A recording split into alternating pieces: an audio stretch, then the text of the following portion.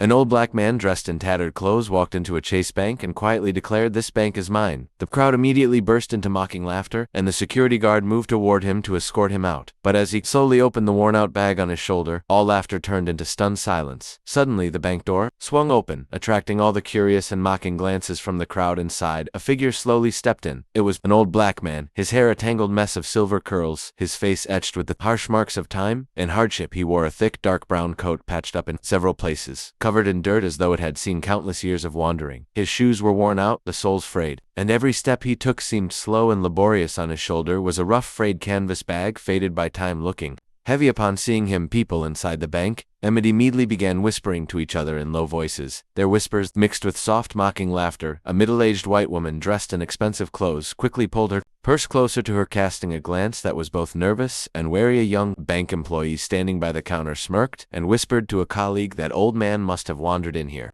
by mistake. What a hassle," his colleague scoffed, nodding in agreement. Throwing a disdainful look at the old man continued walking quietly, his deep, black eyes calm, yet resolute, seemingly unconcerned by the disdainful gazes directed at him from all directions. He slowly made his way to the center of the lobby, stopping in the heavy silence filled with both curiosity and derision from the surrounding customers. A tall security guard dressed in a neat uniform took a few steps forward, his brow furrowed as he assessed the old man with an obviously unfriendly attitude. This was Stephen Miller, a burly white man known for his aggressive and patient demeanor. He shook his head slightly, his hand resting on the holster of his gun, eyes full of disdain. The atmosphere seemed to freeze in a mix of curiosity and tension as the old man slowly stood up straight in the bustling lobby, slowly raising his eyes to SC and the faces that were directed toward him. Then, in a quiet but clear voice, he broke the suffocating silence in the bank. "This bank is mine." His words, soft yet determined, caused the entire lobby to fall into a stunned silence, before a chorus of mocking laughter erupted, echoing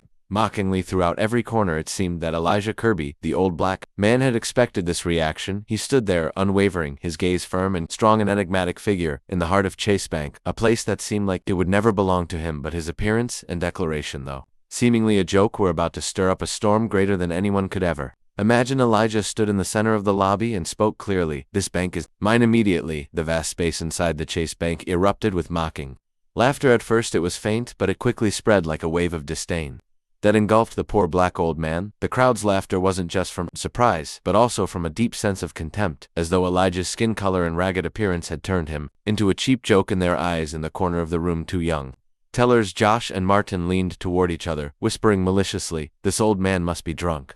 These black folks from the slums always dream these crazy fantasies," Martin sneered. "Maybe he thinks this is the welfare office," Josh responded with a condescending laugh.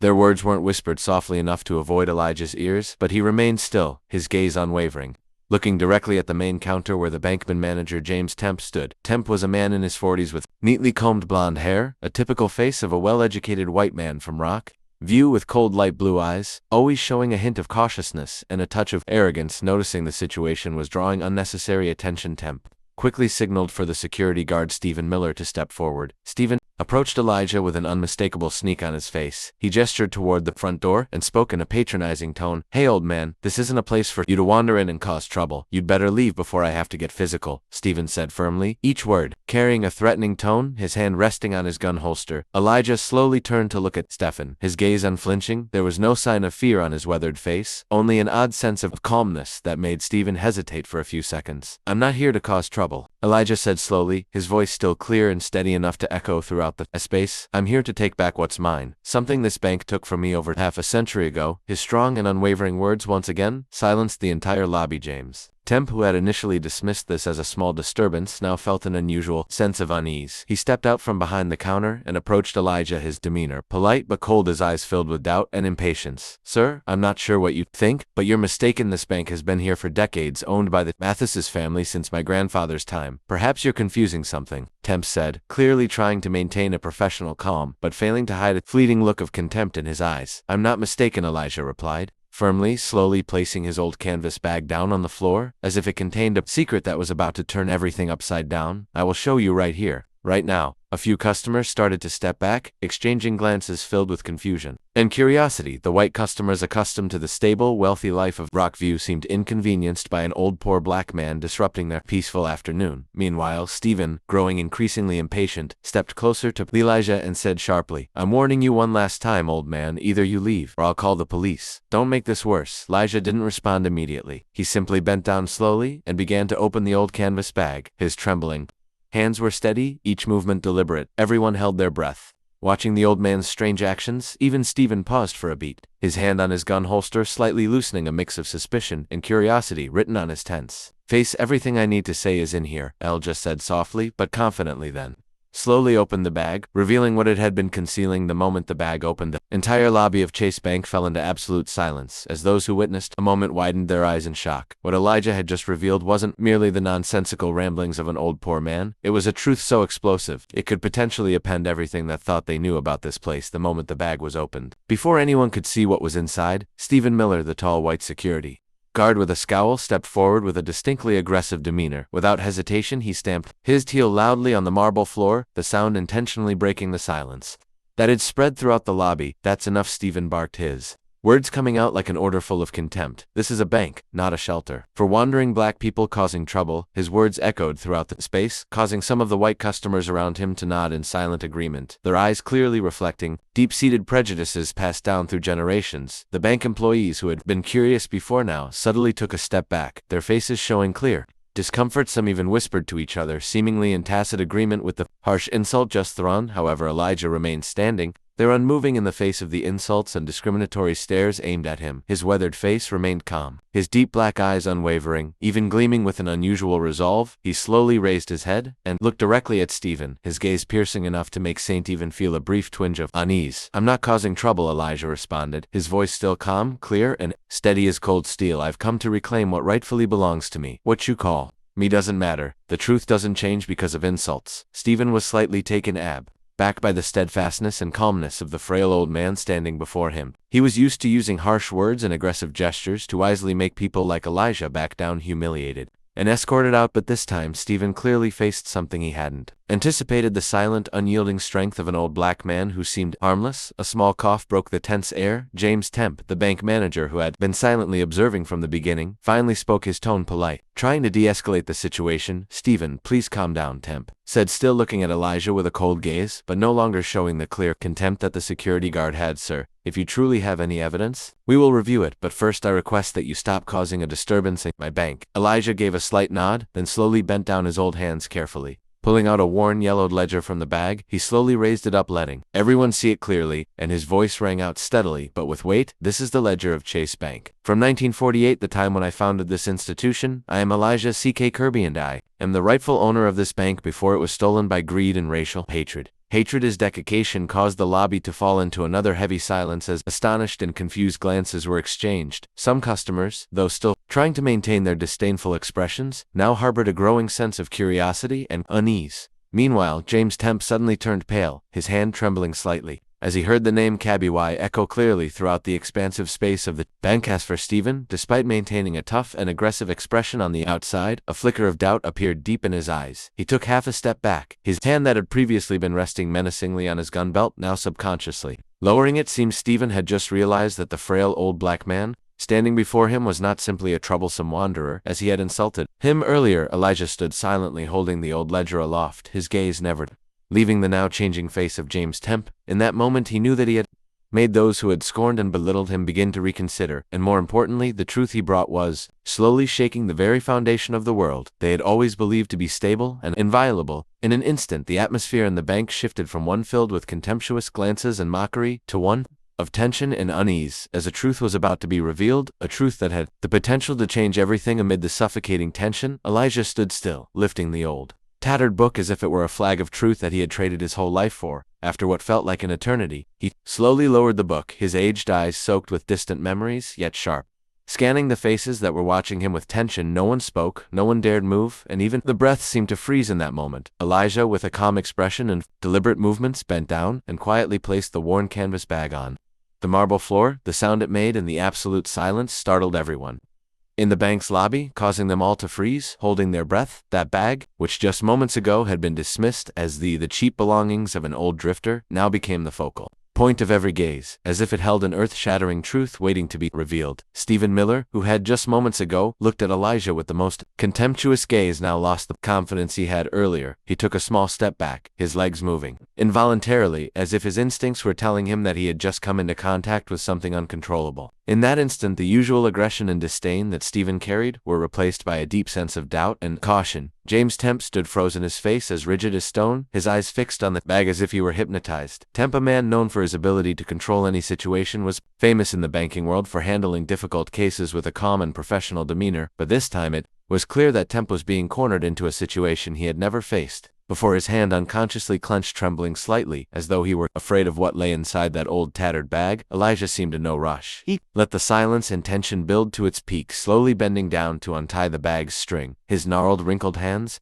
worn by years of hardship, moved with a steadiness and determination that no one could deny. As soon as the last knot was undone, Elijah slowly opened the mouth of the bag, letting its contents slowly emerge into the light of the bank's lobby. Everyone present leaned in, subconsciously curious to see what awaited them, and then stacks of old, faded money slowly became visible, one bundle at a time, rolling gently out onto the cold marble floor, scattered in disarray. Each bundle clearly bore the old logo of Chase Bank, a symbol that had not been used for over half a century. The bills were yellowed, the edges worn as though they had just been pulled from a long-forgotten storage vault, something even the most senior bank employees had never seen before. An invisible chill seemed to run down the spines of everyone in the lobby. Stephen's eyes widened in shock. Trying to mask the confusion that was clearly rising on his face, he cast a doubtful look at James Temp, as if silently begging for an explanation, but Temp too looked just as startled, his face visibly pale. As he stared at the ancient bundles of money, "It can't be," Temp whispered, his voice trembling. Losing the calmness he usually exuded. How do you have this money?" Elijah didn't respond immediately. Instead, he carefully picked up one of the bundles, his aged, slender hand gently caressing the faded paper, as though holding a precious but painful piece of memory. His eyes briefly flashed with emotion, as if for a moment he was traveling back in time to the earliest days when he founded Chase Bank, when he laid each brick to build it, filled with dreams and hope. In 1948, he spoke slowly, his voice quiet, but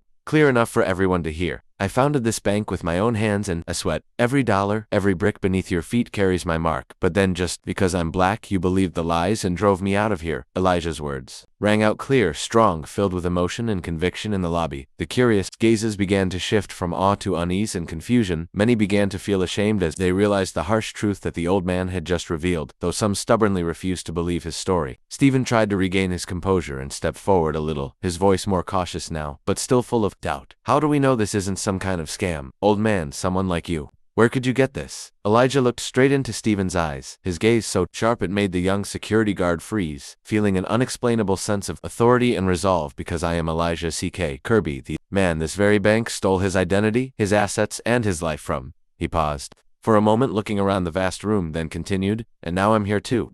Take it, get all back." His words echoed through the lobby, leaving everyone stunned as they began to realize that they were witnessing the beginning of a storm that would change everything they ever knew about Chase Bank, a truth that could no longer be buried. As Elijah's voice faded, the vast space inside Chase Bank seemed to thicken each echo of his declaration. Still hanging in the air, heavy with tension, ancient stack of money lay scattered across the cold stone floor, each yellowed bill a haunting reminder of a forgotten past that this bank had buried over half a century ago. All eyes were fixed on the old man, a mix of astonishment and skepticism in their gaze. The bank manager, James Temp, had gone pale, though he was always confident in his ability to handle any situation. This was clearly something beyond his imagination. Confronted with these old yet undeniable pieces of evidence, he felt the once solid foundation of power beneath him beginning to shake. Temp quickly stepped forward, bent down, and picked up a bundle of old faded bills. He stared at the worn logo imprinted on the crinkled paper, then turned to Elijah with an expression of both surprise and irritation. "You say you are Elijah to C.K. Kirby, the original founder of Chase Bank?" In 1948, Temp tried to maintain a calm tone, but the tremor in his voice revealed his unease. "Yes," Elijah replied briefly but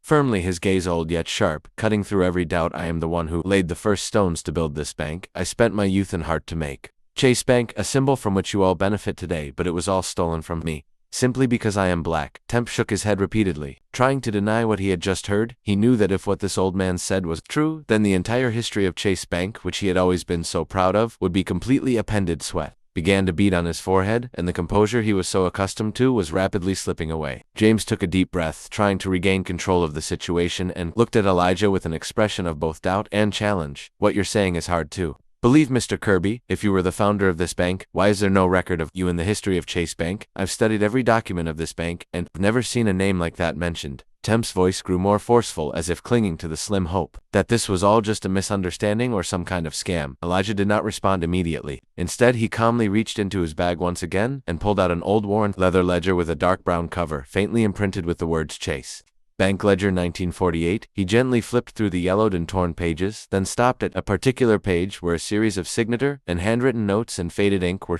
recorded. "This is the first ledger of Chase Bank." Elijah spoke slowly, his voice deep but commanding, capturing the absolute attention of everyone present. "It has my name, Elijah C.K. Kirby, alongside my business partner at the time, John Williams. We founded this bank together, but then greed and racism made John Williams turn his back on me." His voice faltered slightly, his eyes filled with the deep pain of a man who had been betrayed by someone he once trusted. He continued in a steady but emotional tone, "Williams couldn't accept that a black man like me could own and lead a large bank like Chase, so he secretly conspired with other powerful people, forged documents, and spread lies that I was incapable of running the bank and Ank. They forced me out of the very project I had built, erased my name and closed every door when I sought justice." Each of Elijah's words seemed like a sharp knife cutting through the veil of hidden history, causing those present in the bank to shiver. Some customers lowered their heads, feeling ashamed, as they realized the injustice the old man had endured, while others remained skeptical, whispering to one another about the truth of his story. Stephen Miller, who had always maintained an aggressive attitude, now couldn't deny the seriousness in the old man's words.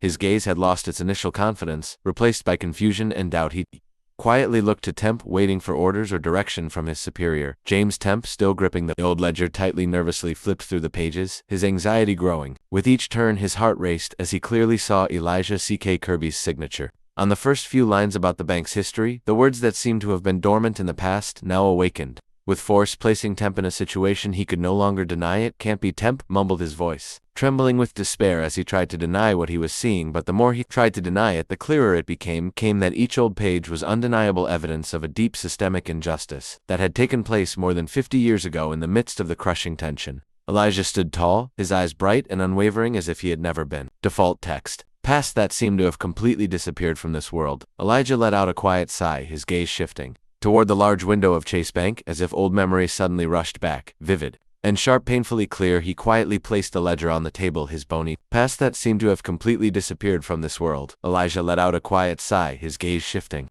toward the large window of Chase Bank, as if old memories suddenly rushed back, vivid and sharp, painfully clear. He quietly placed the ledger on the table, his bony fingers still trembling, not from fear, but from the emotion of remembering those bitter, distant days. The vast bank room sank into deep silence, all eyes fixed on the old man as if waiting for the next part of the story, a truth that had been buried beneath the weight of greed and social prejudice for over half a century. Elijah slowly lifted his head, his eyes still full of life, but also hiding the pain, disappointment, and wounds that had never healed. He spoke, his voice gentle but resonant, carrying the deep sorrow of a life once betrayed. "In 1948, John Williams and I started building this bank from nothing. Back then, society still had many barriers for black people like me, but that didn't discourage me. I poured my heart, my youth, and my dreams into every brick, every stone that made up this bank, hoping Chase Bank would become a symbol of fairness and prosperity." His voice slightly cracked as if each memory tightened his throat, but Elijah continued his story with the resolve of someone who had lived through and witnessed each event. "John Williams was my closest partner. At first, I trusted him unconditionally. I never imagined that greed and social prejudice could change a person so quickly, but what I couldn't foresee was that the very friend who had stood by my side would become the one to conspire to take everything from me." The people in the bank started to murmur among themselves, their faces a mix of confusion and sympathy even. Stephen Miller, who was usually aggressive, fell into an unusual silence, as if reflecting on Elijah's words, strong and sincere words that no one could ignore. Elijah paused for a moment, his eyes scanning the faces that were intently watching him, then continued, speaking slowly, as if each word needed to be remembered deeply. "One day, I will never forget, John secretly colluded with a group of powerful white shareholders, convincing them that a black man couldn't run a bank effectively. He used the most despicable reasons, leveraging my skin color to build a lie, claiming that I wasn't competent and that my presence would harm the bank's reputation." He took a deep breath, trying to remain calm before continuing. "They quickly united and ousted me from the board using shady legal tactics. I tried to seek justice. I took all the evidence to court, pleading from one courtroom to the next, from one lawyer to another, but at that time, People like me, people of color, never had a voice in that biased society by now. Elijah's voice quivered, his eyes filled with unshed tears that didn't fall. It seemed as though he was reliving the most painful days of his life, when every door to justice slammed shut before him, simply because of his skin color. Even though he held all the undeniable evidence of the truth, I went everywhere from local governments to higher courts presenting the irrefutable evidence again and again, but all I received in return was indifference, coldness, or even contempt. One judge even coldly looked at me and said, "You should know your place. How could a black man ever run a bank?" The customers standing in the bank became still with emotion and confusion. A few lowered their heads in shame, realizing that the history they were witnessing was indeed cruel. Beyond belief, James Temp seemed frozen in place, his face now completely losing the arrogance it once held. It was as if he was finally seeing the grave injustice of the past that he had unknowingly inherited. Elijah took another deep breath, trying to keep his composure, his eyes brimming with emotion, but his voice grew sharper, stronger than ever. As he continued, "In the end, I was left with nothing. Not only did I lose the bank I had dedicated my life to building, but I also lost my dignity and career. They wiped my name from every record, erasing me from existence, as if I had never been here." He paused again, his deep gaze fixed on James Temp and Stephen Miller, as if trying to pierce their souls. "And now I've returned not for revenge, but to force you to face the truth. You must understand that every brick, every dollar, every breath of this bank came from my sacrifice and loss." Elijah's words reverberated powerfully. In the thick silence, everyone understood that the truth he had just revealed was not just the story of one man, but the deep pain, the stain in history that they had purposely chosen to forget. In that moment, Elijah stood there, resilient and unbowed, not just as an old man in poverty, but as the living symbol of the fight against injustice, prejudice, and greed that history had once buried. But now he had returned, and this time he would not allow anyone to erase him again. The atmosphere inside Chase Bank remained heavy with silence after Elijah finished recounting his painful story. The eyes of the crowd silently followed every small movement of the old man with expressions of shock and a sense of shame, as they realized they were witnessing a long-hidden, brutal past. It felt as though the air itself had become stagnant, waiting for something greater to emerge. In that tense moment, Elijah slowly bent down to his old canvas bag, once again his movements deliberate and steady, as if he wanted everyone in the room to fully witness the truth he was about to reveal. His eyes were calm yet resolute, carrying the confidence of a man who had waited over half a century to prove his innocence. From the bag Elijah pulled out a stack of yellowed papers carefully wrapped in oilskin, preserved like a precious artifact. For decades he stood up straight and carefully opened the oil skin, his aged fingers gently turning each page. All eyes in the room were immediately focused on him, with a mix of curiosity and tension, waiting to see what this old man would reveal that might leave them in shock. "These are the original legal documents, never before disclosed," Elijah said, his voice clear yet calm. "These papers prove that I never signed any document transferring ownership of this bank to anyone, especially not to the Matthews family." The name Matthews immediately caused the room to tense up, to the point that a few people standing nearby could be heard breathing heavily. Matthews was not a name unfamiliar to Chase Bank, as the Matthews family was one of the wealthiest and most powerful in Rockview. They had run the bank for generations, and no one had ever questioned the legitimacy of their ownership. James Temp, the bank manager standing closest to Elijah, began to feel everything around him spin. His legs nearly buckled, his hands shaking uncontrollably. Temp tried to maintain his composure, but his efforts only made his unease more apparent. He stammered, his voice trembling, What are you saying, Mr. Kirby? The Matthews family has always been the legitimate owner of Chase Bank. That's been recognized for generations." Elijah fixed his sharp gaze on Temp, as if piercing through every flimsy excuse the man could offer. He stepped closer to Temp, gently placing the stack of documents into the shaking hands of the stunned bank manager. "James, look at these documents for yourself. You'll understand better than anyone what I've just said. You've been living in the lie created by your predecessors." Temp reluctantly took the papers, trying to hold them steady so they wouldn't fall to the floor. He began reading line by line, every signature and seal faded by time, but still clear enough to reveal a shocking truth. His heart raced, his face turning pale as each line he read shattered his trust in the Matthews family's history, a history he had once been so proud of. Beside Temp, Stephen Miller too could no longer maintain his usual aggressive demeanor. He quietly observed the expression on his superior's face, a deep unease rising within him. Until now, Stephen had always believed he stood on the side of justice, on the side of societal order, but now that belief was being severely shaken. Finally, Temp stopped at a page bearing the signatures of Elijah C.K. Kirby and John Williams. He studied it more closely, feeling a jolt of cold run down his spine as he realized that their default text were no signatures from Elijah on any of the later property transfer for documents. All the documents were signed and legitimized by John Williams and the Matthews family quietly and insidiously. "No, it can't be Temp," muttered his voice, barely audible for his ears. Alone, he looked up at Elijah, his face filled with disbelief and despair. "If these papers are real," then Elijah cut him off firmly, but his voice remained steady. "Then it means that Chase Bank was unlawfully seized by the Matthews family, and John Williams exploiting social prejudice to remove me. This is not just a story of greed but a historical case, the clearest evidence of the injustice I've suffered throughout my life." The people in the bank were stunned. By his declaration, some had begun pulling out their phones to record the rare scene, while others stood frozen like statues, unable to believe what they were witnessing. A truth too big, too unexpected, was appending everything they thought they knew about the bank they had trusted all these years. Amid the chaos, Elijah remained steady, his gaze now carrying the determination and strength of a man who had endured too much pain but never lost faith in justice. He knew that, though it was late, the truth had finally come to light, and no one could deny it anymore. James Temp, still holding the legal papers that provided irrefutable evidence, slowly sank into a chair, his face numb like someone just awakening from a long, deep sleep, forced to confront the greatest shock of his life, his world, and perhaps the history of Chase Bank would never be the same again. As James Temp slowly sat down in his chair, his hands still trembling as they gripped the yellowed papers as if they were the last remnants of a world he had just lost, the entire Chase Bank lobby fell into a silent chaos. The whispers began to rise among the customers standing around like an undercurrent swiftly spreading across the ocean, creating an atmosphere thick with tension and doubt. None of them had ever imagined that today, when they stepped into this familiar bank, they would witness shocking truths that would shake and upend all their trust and a symbol of stability. In the town of Rockview, some began pulling out their phones to record the scene, their eyes filled with both curiosity and anxiety, while others kept glancing nervously toward the nearest exit as if preparing to run away from a truth that was too hard to accept. In the midst of this chaotic atmosphere, Stephen Miller, a white security guard with a muscular build and an aggressive demeanor, had regained his familiar sense of hostility. From the very beginning, Stephen had positioned himself as the guardian of order, and now he felt as though his power had been stripped away. The words Elijah had just spoken, the evidence that had been presented, seemed to Stephen like a blatant scam designed to disrupt the peace of the bank he was tasked with protecting. He took a deep breath, his face flushed with anger and confusion, his eyes burning with resentment and suspicion, as he looked at Elijah. Then, with a decisive motion, Stephen placed his hand on the gun holster at his side, a gesture clearly meant to intimidate, strong enough to immediately capture the attention of everyone in the room. The entire lobby fell eerily silent, all eyes fixed on Stephen, filled with tension and worry. "And enough, Stephen," shouted his voice, ringing out in the silence, carrying both the anger and authority of someone trying to maintain the last shred of order. "This old man is clearly causing trouble, and all that evidence is fake. I won't let him continue to cause a scene here. Someone called the police right now."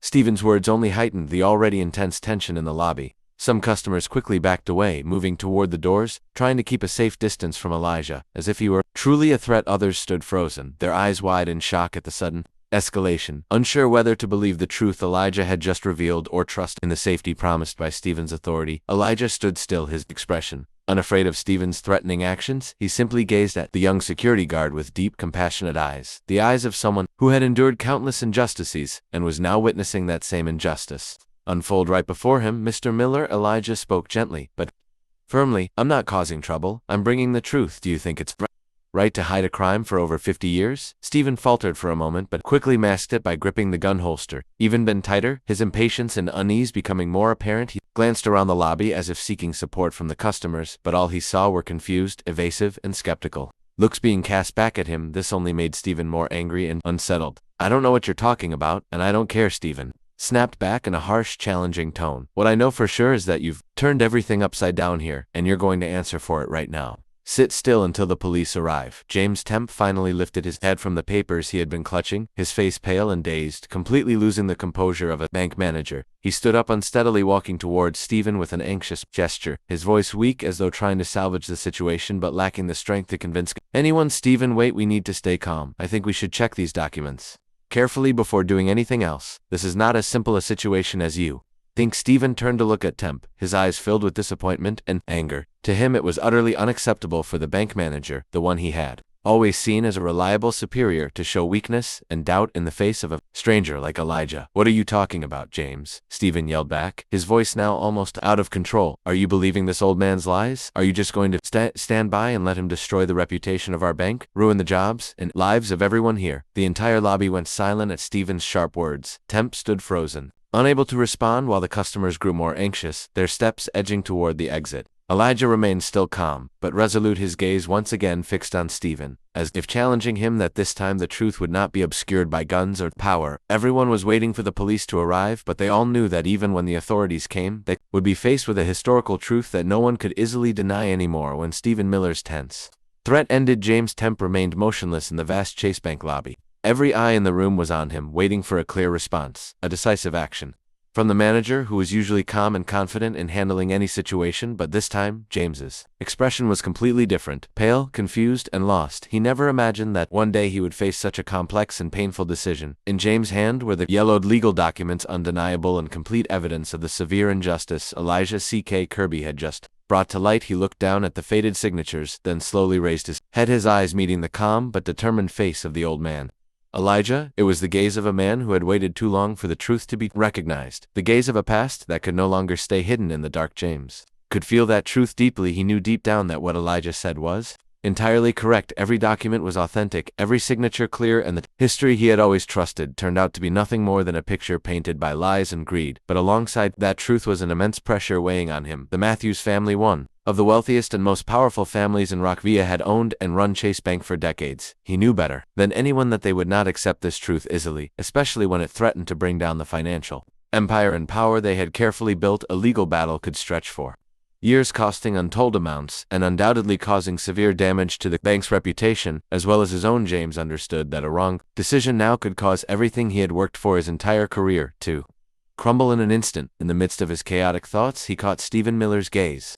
Stephen still had his hand firmly on his gun holster, clearly showing his rigid, unyielding stance. This was the most distinct symbol of power, of the social order that James always believed he was helping to uphold. But right now, that power stood in direct opposition to his own conscience and moral. James quietly scanned the lobby, witnessing the fearful and doubtful eyes of the customers, mingled with a bit of hope. Some of them had clearly started to believe Elijah's words, and some even looked at him with deep sympathy. James, too, couldn't help but feel moved by Elijah's decisiveness and courage as he faced all the hatred and contempt from the crowd to expose a truth that everyone wanted to avoid. His conscience began to speak loudly, telling him he couldn't remain silent while such a grave injustice was buried forever. But immediately the image of the Matthews family's terrifying power appeared before his eyes, an unspoken warning that the consequences he would face could be enormous, perhaps costing him everything, not just his job, but even his own safety, and that of his family. "James, are you listening to me?" Stephen suddenly spoke, interrupting his chaotic thoughts, his face growing even more intense and impatient. "Do you really want to protect some old stranger and risk everything we've built?" James flinched,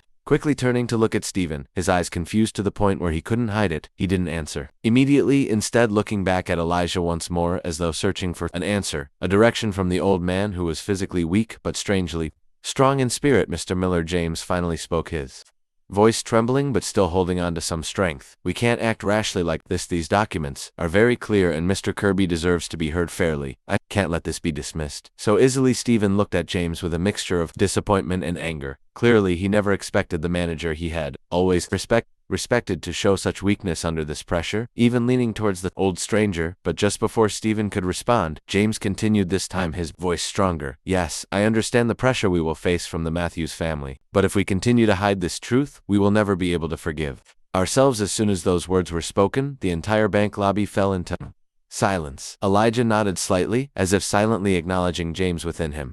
A new hope stirred that, after more than 50 years of futile struggle, he had finally reached the conscience and compassion of a man standing between power and truth. James knew well that in an instant he had placed himself in the middle of an intense legal battle with the Matthews family, but more importantly he understood that he had done the right thing, the thing his conscience had silently demanded for him. The real battle had just begun, but there was no turning back. Because of himself, because of Elijah, and because of the truth that could no longer remain buried in darkness. As soon as James Temp finished speaking, the entire Chase Bank lobby sank into a strange but intense atmosphere. The space seemed to thicken, filled only with nervous breaths and glances mixed with doubt and empathy. Elijah stood still, quietly observing everything, his eyes carrying the calm of someone who had grown accustomed to facing the pain of the past. Yet deep inside there was the faint light of hope that had just been reignited. It was at this moment, in the sudden stillness, that a slender figure stepped out from behind the counter. It was Emily Carter, the youngest bank employee, known for her caution, her quiet nature, and her tendency to never speak out against serious matters. This small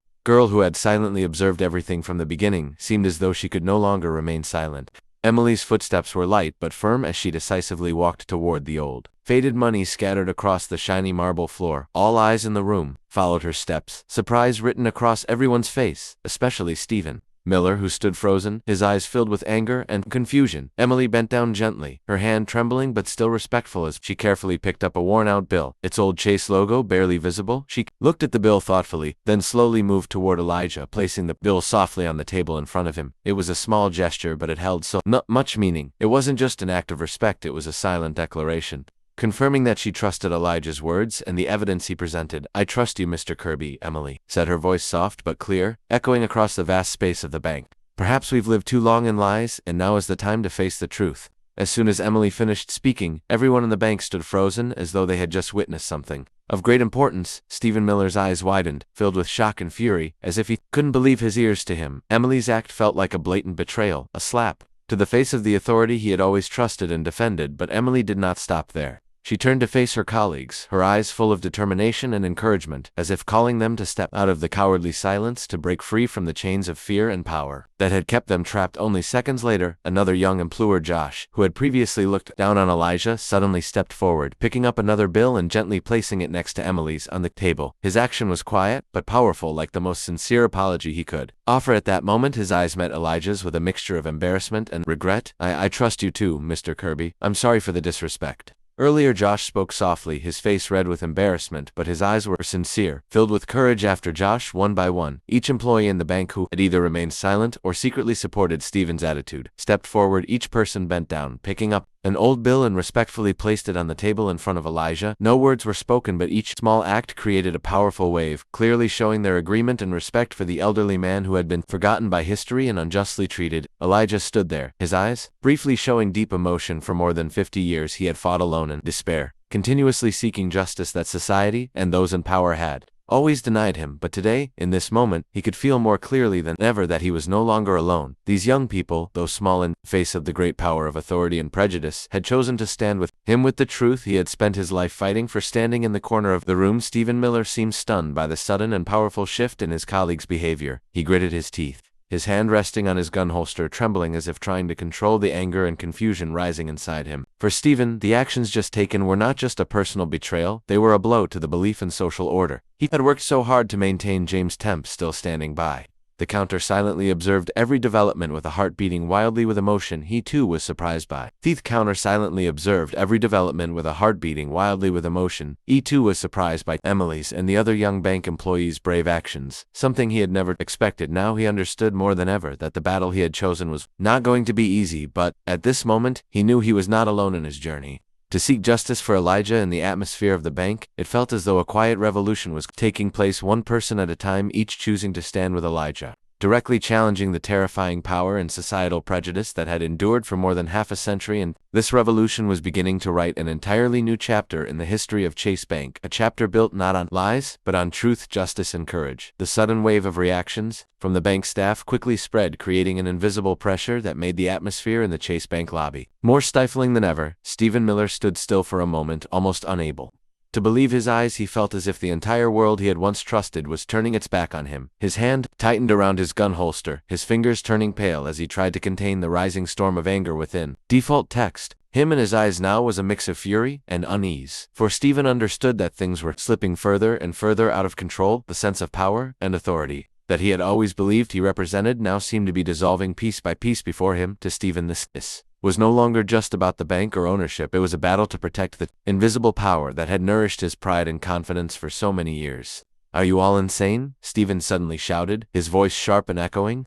through the large room, causing everyone to jump and look at him in fear. His gaze swept over each person as if forcing them to face him, to face the fear and anger bubbling inside him. Elijah, still standing firm amidst the emotional storm swirling around him, slowly turned his calm and resolute gaze toward Stephen. He knew that at this moment, any unrestrained word or action could lead to severe consequences, yet he showed no sign of wavering in his eyes. Now was not only determination but also the composure of someone who had weathered countless storms in life. "Mr. Miller," Elijah spoke slowly, his voice clear and resonant, loud enough for everyone in the room to hear. "You don't need to do this. I'm not here to cause trouble or harm anyone. I just want the truth to come to light, justice to be returned to me, and to all those who have been treated unfairly like I was." But Elijah's sincere and calm words did nothing to calm Stephen. On the contrary, they only made him angrier. Stephen saw it as a provocation, a direct challenge to the power he was trying to maintain. Without another thought, Stephen suddenly drew his gun from the holster, his movement decisive, yet filled with urgency. The gun half drawn as a clear threat. "I told you, old man, get out of here right now," Stephen shouted, his voice cracking with anger and tension in his hand. Trembled, but the gun was still aimed directly at Elijah, creating a terrifying image in the silent, tense atmosphere. Immediately, the entire room fell into a quiet panic. Everyone in the lobby held their breath, their eyes fixed on the trembling gun in Stephen's hand.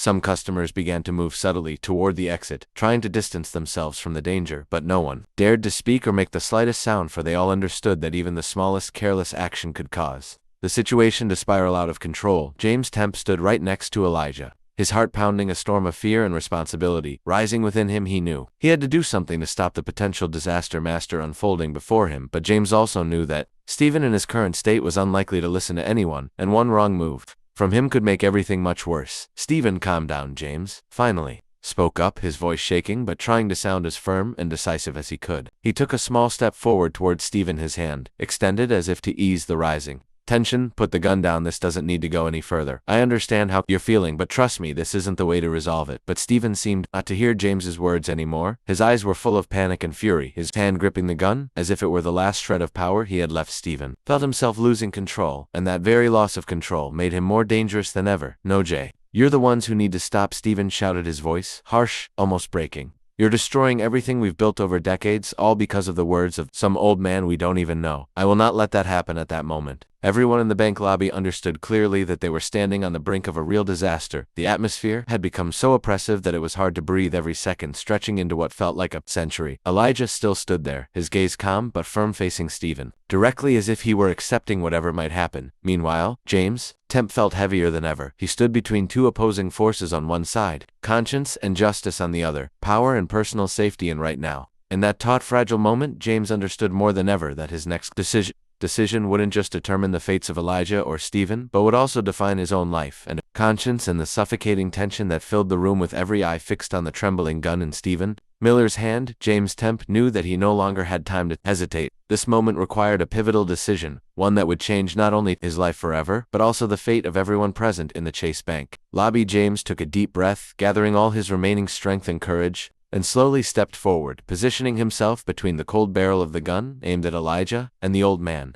standing firm before him. Though his legs still trembled, James's gaze had become resolute and strong, in stark contrast to the panic and helplessness he had felt earlier. "Stephen," James spoke, his voice shaking slightly but still resonating through the large room enough to command the full attention of everyone, especially Stephen, "I order you to lower your weapon immediately." Stephen paused for a moment, his eyes filled with confusion and fury, clearly shocked that James had chosen this critical moment to stand against him. He looked at James with a mix of anger and deep disappointment, his hand tightening on the gun, nearly losing his composure. "James, are you really taking his side?" Stephen shouted, his voice harsh, mixed with hurt and disbelief. "Are you really willing to throw everything we have away for the words of an old man?" James took another deep breath, trying to stay calm, but his voice betrayed the intense emotions rising within him. "It's not about him, Steph. It's about the truth. I've gone through all the documents Mr. Kirby presented, and I've seen the clear evidence of serious mistakes made by this bank in the past." James paused, his voice softening, yet still firm. "We can no longer ignore it. If we want a real future for this bank, the first thing we must do is face it. Our history, no matter how painful it might be." His words reverberated powerfully through the room, silencing it once more. The bank employees, including Emily, Carter, Josh, and the others, all turned their hopeful gazes toward James, realizing that they now had a true leader, one who was willing to stand up for justice and truth, even if it meant losing everything. Stephen gritted his teeth, struggling to suppress the anger and despair building within him. His hand holding the gun began to tremble noticeably, as if he were battling with himself, torn between the pride and power he had always believed in, and the truth that James had just brought to light, whether he wanted to admit it or not. Stephen could not deny that James's words had struck a deep chord within him, and he felt trapped between the truth and his blind loyalty. "You know the Matthews family won't let this go, James." Stephen finally spoke, his voice quieter but still tinged with bitterness and rage. "You're putting yourself in a huge mess. Do you even understand the consequences you're about to face?" James looked Stephen straight in the eye, his voice no longer trembling but calm and resolute to an astonishing degree. "I understand better than anyone, Step, but if I continue to conceal this truth, I will lose more than my career or money. I will lose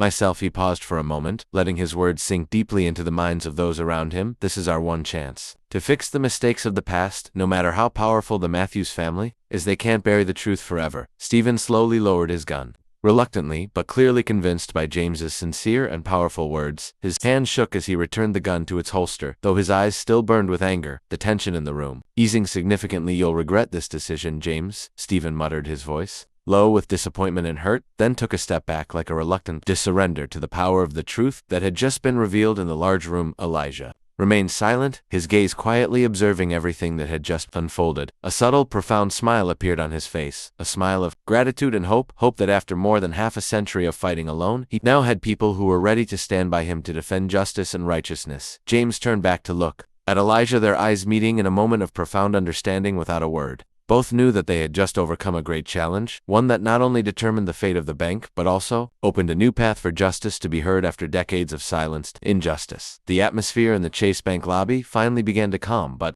everyone understood that the real battle was just beginning. However, with the courageous decision James had made, they could be certain that no matter how difficult the road ahead, the truth would ultimately prevail and justice would never again be buried. As the atmosphere in the Chase Bank lobby gradually settled, everyone's gaze shifted toward Elijah Kirby, the elderly man who, after years of being denied, had finally found the recognition he so rightly deserved. No one spoke, but in every pair of eyes and every face present, admiration and respect had completely replaced the disdain and mockery from before. Elijah stood still for a moment, slowly surveying the room, his eyes scanning both familiar and unfamiliar faces as though he were trying to stretch this precious moment into the very depths of his soul. He didn't seem to relish in the spiritual victory he had just achieved. On the contrary, his face remained calm, but for the first time in many decades, his eyes gleamed with a sense of pride and fulfillment that no one could deny. In that silence, Elijah turned to look at James Temp, the young bank manager who had just made the most important decision of his life. Elijah's gaze softened, filled with deep appreciation for the courage and honesty James had just displayed. He gently nodded toward James, a small gesture, but one that carried all the deepest gratitude, enough for James to understand that Elijah would never forget that decisive moment, the moment when a young man stood up for justice.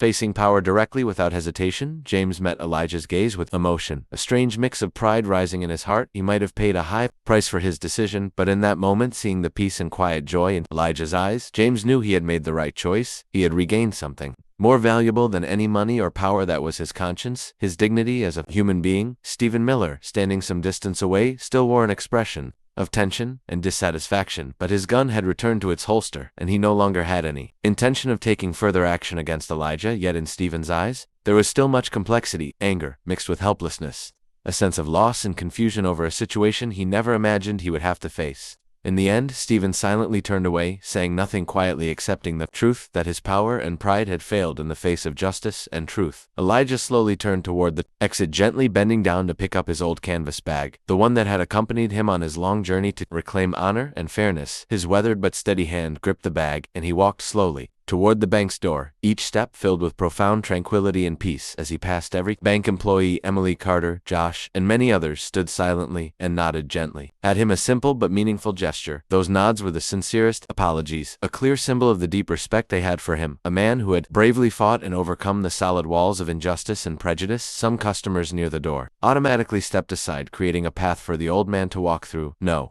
one said a word, but in every glance they cast upon him, sincere respect shone through, a universal acknowledgement that Elijah Kirby had won a victory not with money or power, but the spiritual triumph of a man who refused to surrender to justice. Before stepping through the large door, Elijah paused for a moment, turning back to look at the bank lobby one last time. In that moment, a strange feeling welled up in his heart, happiness mixed with a hint of regret for the long, painful years that had passed. Elijah understood that although he had won today, the price he had paid for this victory was a lifetime lived in obscurity, pain, and injustice. However, now all that suffering seemed worthwhile, for he could finally look the world in the eye and know that he was no longer invisible. "Thank you all," Elijah spoke, his voice gentle, yet resonating like a warm farewell. "Thank you for giving me the opportunity to speak the truth. Thank you for listening." No one responded, but all of them bowed their heads slightly, as a silent consensus of acknowledgement that he deserved their most sincere thanks. With a gentle, contented smile on his lips, Elijah stepped through the door, letting the late afternoon sunlight outside shine softly on his weathered yet proud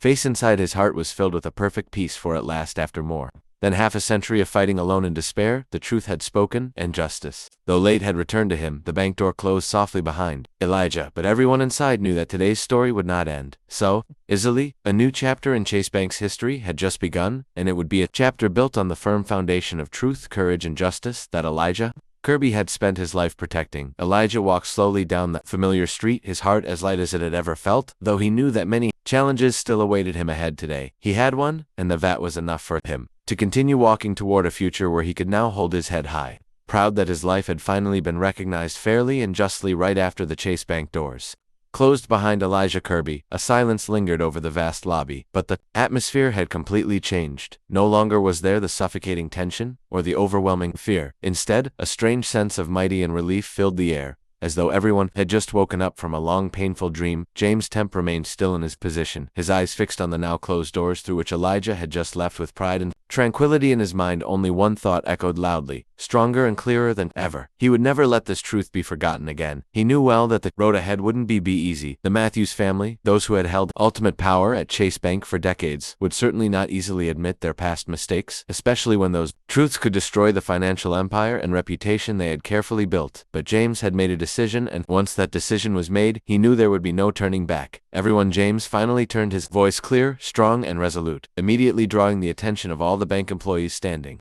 around. Today is the most important day in the history of Chase Bank. We have just witnessed a painful truth being exposed, a truth that this bank has hidden for over half a century, but that does not mean we will continue to live in lies any longer. He paused briefly, looking around the room again, feeling the silent support in the eyes of Carter, Josh, and many others, all of whom were looking at him with trust and great expectation. Then he continued, I have decided to bring all of this before the board of directors and the bank's executive committee. I know this means I'm risking my entire career, but I would rather sacrifice everything than continue living and working in an institution that has built its reputation on injustice and lies. James's words resonated powerfully in the hearts of everyone present, creating a silent but strong wave of agreement. Emily Carter took a small step forward, her voice soft but filled with determination and sincerity. You're not alone, James. We will stand with you no matter what happens. This bank needs to change, and we will be the ones to start that change. The room was filled with quiet words of agreement from others. Josh nodded firmly, and several older employees began showing their support with looks of resolve and confidence. They all understood clearly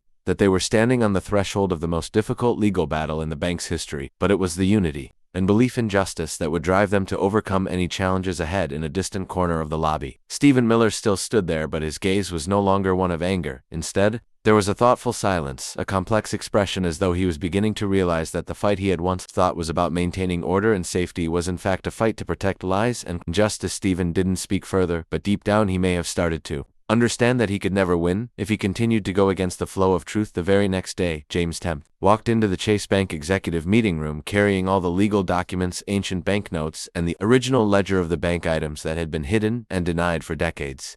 Standing before the entire leadership, the powerful and proud members of the Matthews family, James courageously revealed the entire truth, facing their sharp and angry gazes without flinching. The response from the executive board was exactly as James had predicted, filled with anger, denial, and veiled threats. But this time, James didn't back down. He knew he was fully prepared for this battle, a battle not only to defend Elijah Kirby, but to save the soul and honor of Chase Bank. In a short time, Elijah's story and Chase Bank's secrets quickly spread throughout the town of Rockview, sparking an unprecedented wave of public opinion. The press began to investigate, bringing to light a series of past wrongdoings that the bank and the Matthews family had tried to conceal. The inevitable legal battle began capturing the community's deep attention and making Elijah Kirby a living symbol of the fight for justice and truth in the local area. Though the road ahead would be full of challenges, James and the other bank employees were ready to fight. They believed that no matter how long it took, truth and justice would ultimately triumph over all the forces of power and money. Elijah Kirby's story was no longer just about an old man reclaiming his bank. It had become a story of courage, faith, and justice. It quickly spread, inspiring many others who were fighting against injustice and discrimination. In the end, the powerful message this story left for everyone was clear. History can be distorted, but